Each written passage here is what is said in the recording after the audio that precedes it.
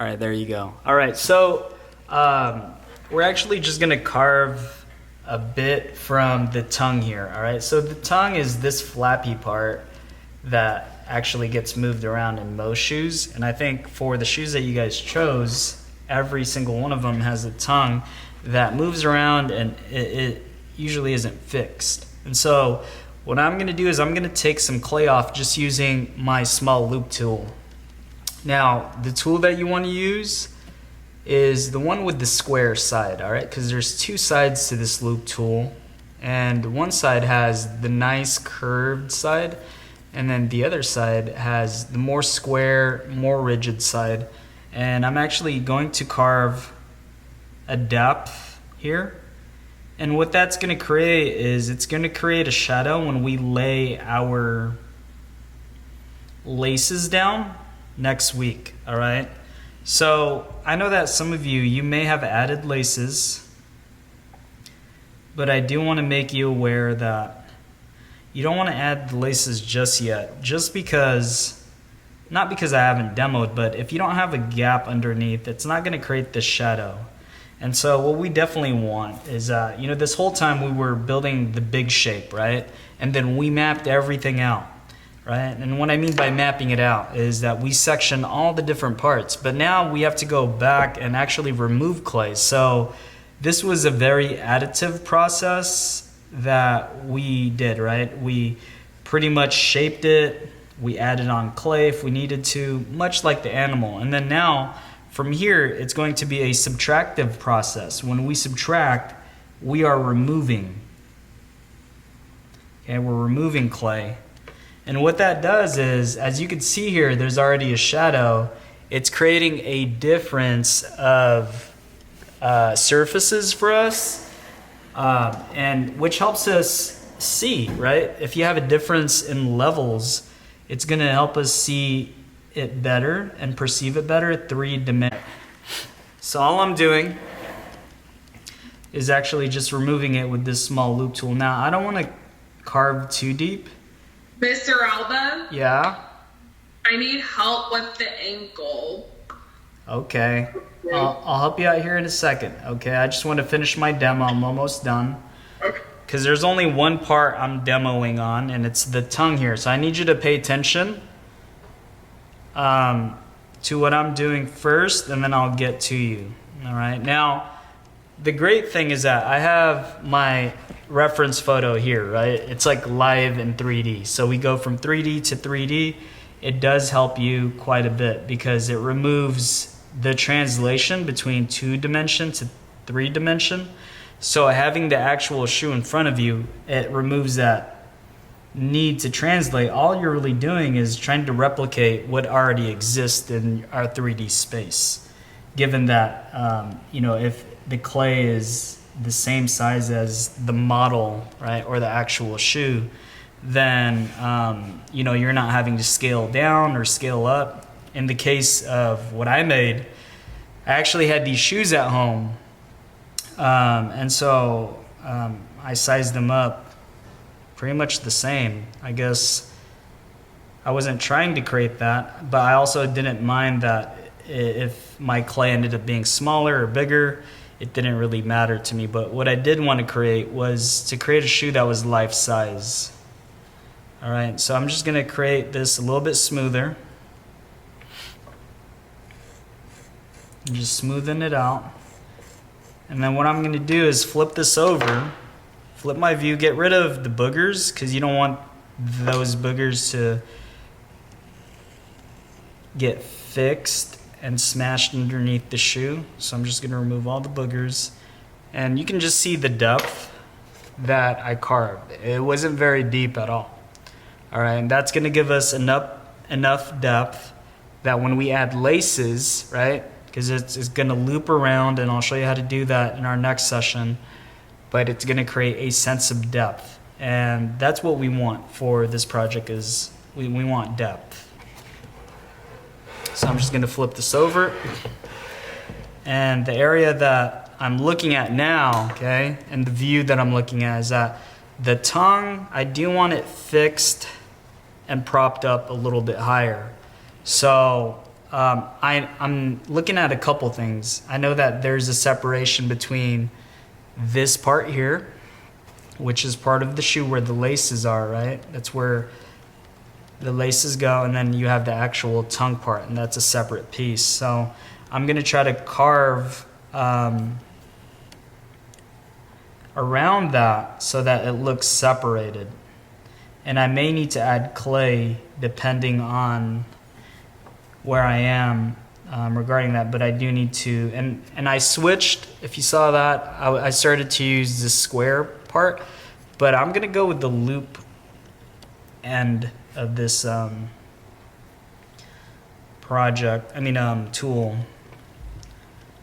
And then I'll do the same thing on the other side. I'm gonna go ahead and begin to hollow out a bit. And then I can see that in space, I do need to get rid of this. All right, and I'm gonna need to definitely add on clay. So I'll remove that. And it's okay at this point, my clay is stiff, right? It's firm, but it's not bone dry. And that's the firmness that we want with the clay. That's kind of also why we were working a bit slower too. I mean, through distance learning, our classes are going a lot slower than we usually would go, right? Pace is a little bit slower, which is nice. If you're working bigger, that should be a good thing as long as you're spraying every other day. All right.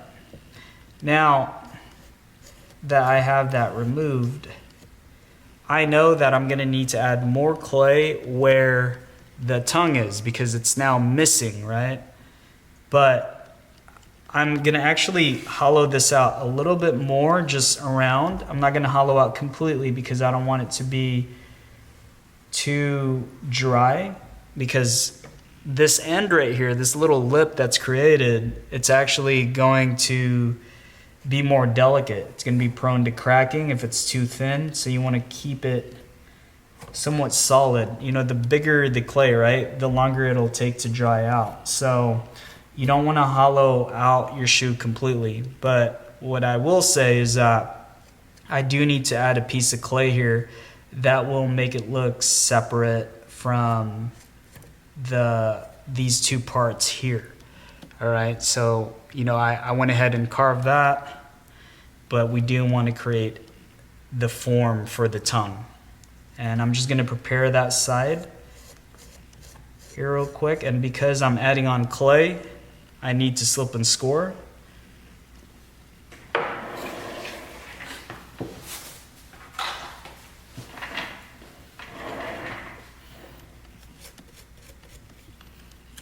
This is where I'm going to score on the top of the tongue.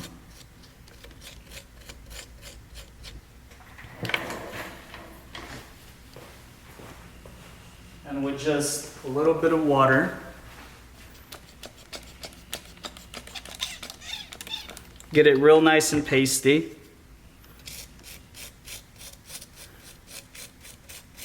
Now, can someone share out loud what the purpose of slip and scoring is? What's the purpose of it? I know you guys are my level 2, 3, 4 class, but what's the purpose of it? So the pieces don't fall off? Exactly.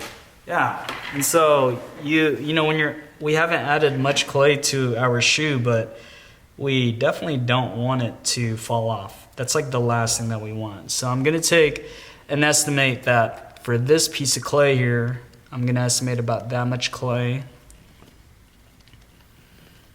And what I'm going to do is actually just flatten it on my table.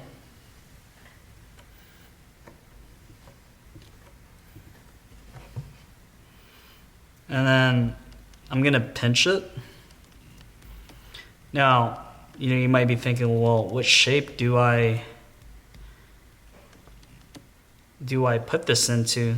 You know, and what's going through my mind is that I know that if I look at this shape, right, it's really rectangular, but when you turn it into a curve, right, when you curve it, it looks more round. So Just gonna make it rectangular.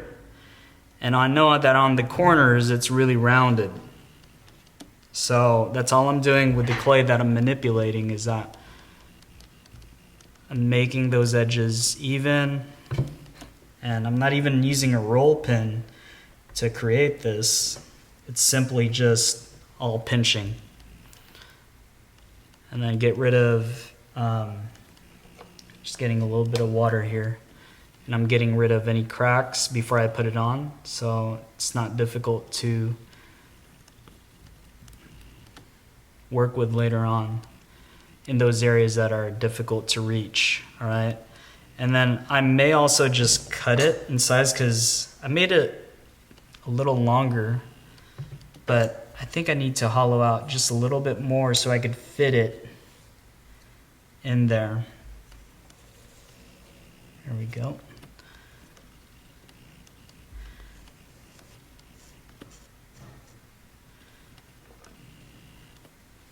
And I'm going to create a channel here where this piece of clay is going to go. And then I need to rescore that area. That's pretty pasty now. But just to be safe, add water.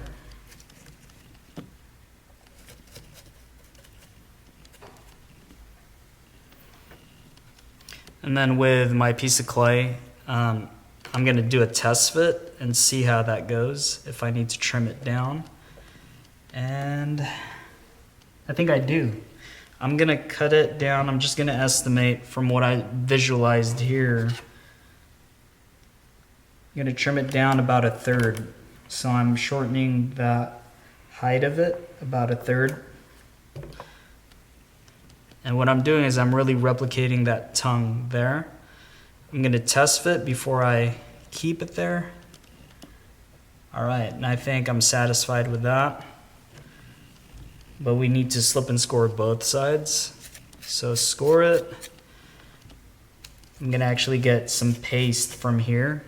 We're just going to transfer it on this clay. All right. And then from there, I'm going to wedge it and make it fit in there so that it looks like it's a separate piece of clay. Eventually I'll hollow this space out, but I'm not doing that today. I'm going to change my position of the clay.